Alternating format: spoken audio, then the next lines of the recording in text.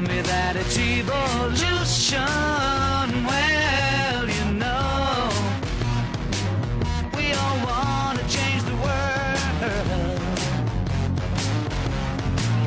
But when you talk about destruction, don't you know that you can count me out? You know it's gonna be alright. Alright. Alright.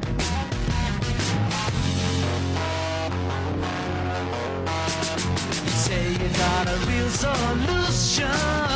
Well, you know, we'd all love to see the plan.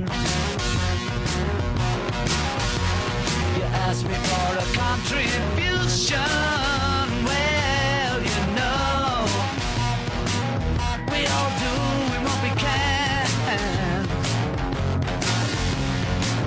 But if you want money for people with minds that hate, all I can tell you is, brother, you have to wait.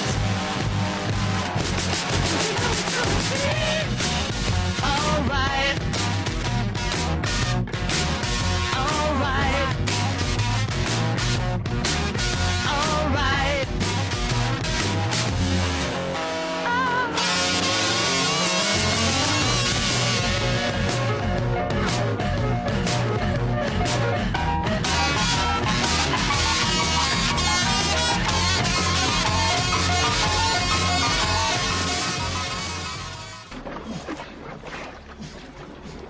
Andy crawled to freedom through 500 yards of shit-smelling foulness I can't even imagine.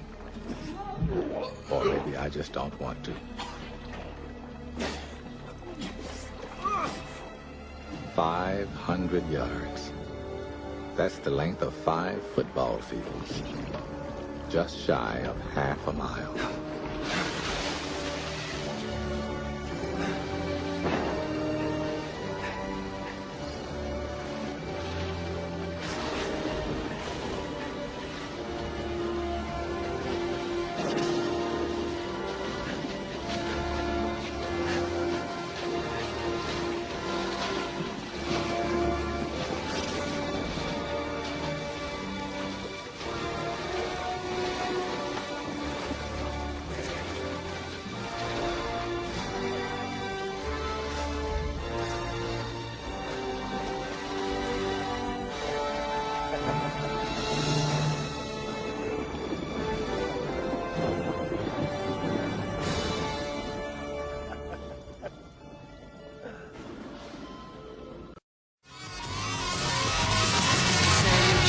Constitution, well, you know, we all want to change your head.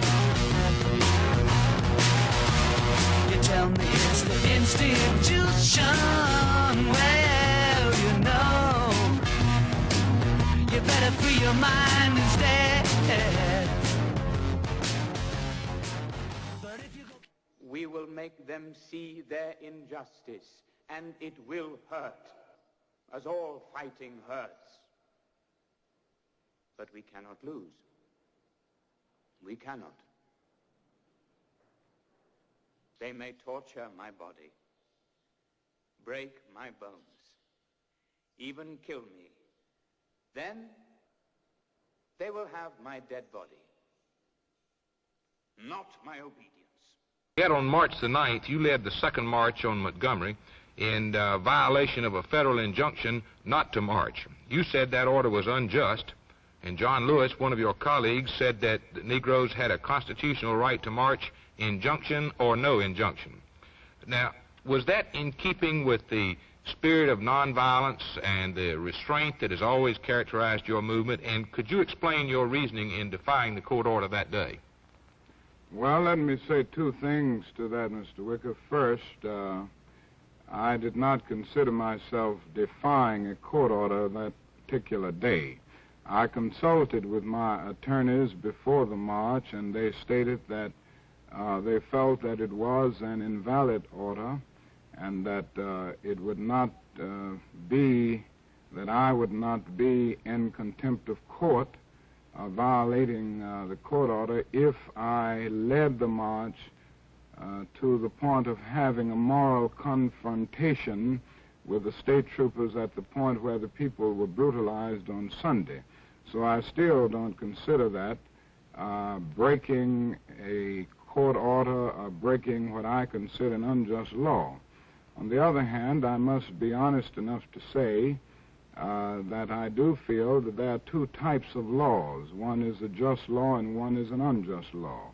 I think we all have moral obligations to obey just laws. On the other hand, I think we have moral obligations to disobey unjust laws, because non-cooperation with evil is as much a moral obligation as is cooperation with good. I think the distinction here is that when one breaks a law that conscience tells him is unjust, he must do it openly, he must do it cheerfully, he must do it lovingly, he must do it civilly, not uncivilly, and he must do it with a willingness to accept the penalty. And any man who breaks a law that conscience tells him is unjust and willingly accepts the penalty by staying in jail in order to arouse the conscience of the community on the injustice of the law is at that moment expressing the very highest respect for law. Well, I can sympathize with a good deal of that, but it seems to me you get into a very difficult point here at which one man's conscience is set, in fact, above the conscience of society, which has invoked the law. How are we to enforce law when a doctrine is preached that one man's conscience may tell him that the law is unjust when other men's conscience don't tell them that? And I think you enforce it, and I think you deal with it by not allowing anarchy to develop. I do not believe in defying the law, as many of the segregationists do. I do not believe in evading the law, as many of the segregationists do. The fact is that most of the segregationists and racists that I see are not willing to suffer enough for their beliefs in segregation, and they are not willing to go to jail. I think the chief norm for guiding the situation is a willingness to accept the penalty.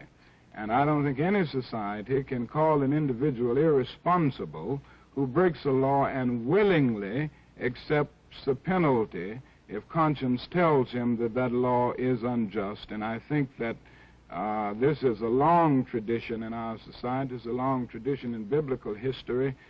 Meshach and Abednego broke an unjust law, and they did it because they had to be true to a higher moral law.